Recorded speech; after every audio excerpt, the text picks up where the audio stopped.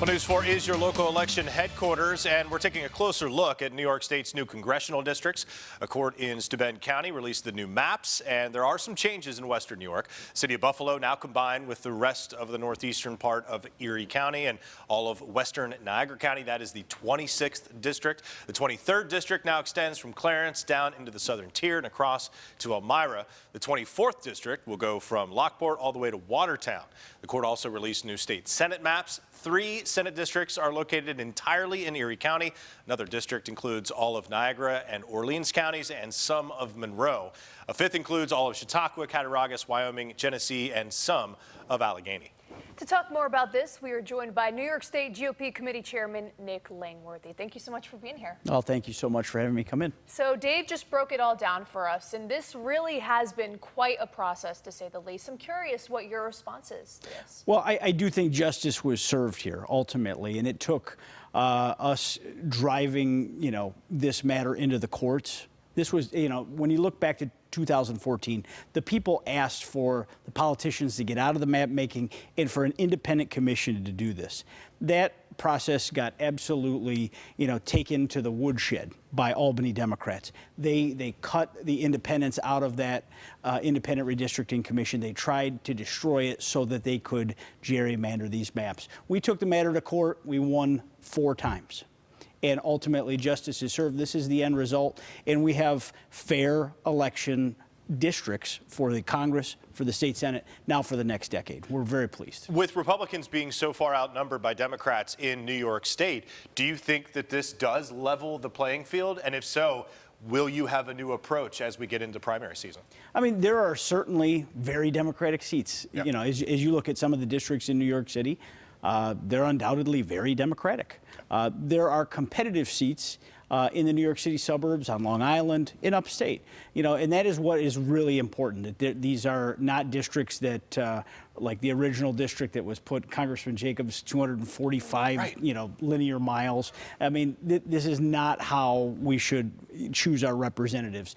We should keep communities of interest together. I believe the judge and the special master have done that. There's going to be unhappy people in any remapping process. But this is fair, and I think it's indicative of the population of the state of New York. Of course, the goal here is, we want voters to go out, head to the polls. Do you think they'll be pleased with these maps? I think so. There's some, musical chairs, but there's right. also been some retirements. And, this is a natural time when people decide on what their future is.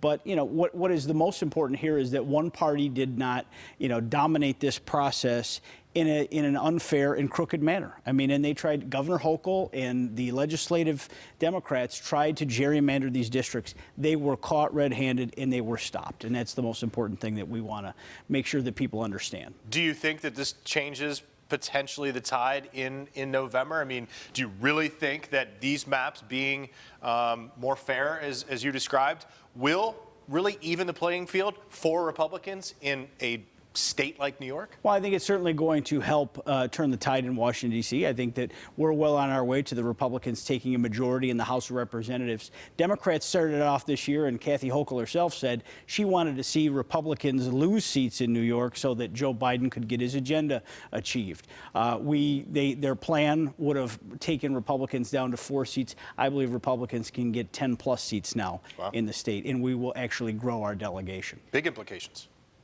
Now, when you look at this political picture here, and we look to the upcoming election, do you think we'll see surprises as to who runs where? I don't think in the western part of the state and the viewing audience here we're going to have, we have new faces. Congresswoman Claudia Tenney now comes into, western New York into Niagara County. She's someone that's certainly a veteran, someone that is a friend of mine and I've worked with for years. She comes from the Mohawk Valley, but that district now goes to Watertown, so the end of Lake Ontario all the way to Niagara County. Some are calling it the Lake Effect District. Right. But it is, she's a great representative. She's someone that is going to be a welcome addition here in Western New York. We've got Congressman Jacobs representing the bulk of, the south towns and in the eastern towns of Erie County, as he does now. in continuing on what was Congressman Reed's district along the southern tier. And I think that'll be a very good match, and he's working very hard to acquaint himself with those voters and introduce himself. And Congressman Higgins has the city of Buffalo and Niagara Falls and a few towns that circle both of those communities. And it's a very similar district as he had before. Yeah. National implications from the state of New York, which is kind of a rarity. So GOP Chairman Nick Langworthy, thanks so much for being here, man. Thank you for having me. Appreciate it. Take care.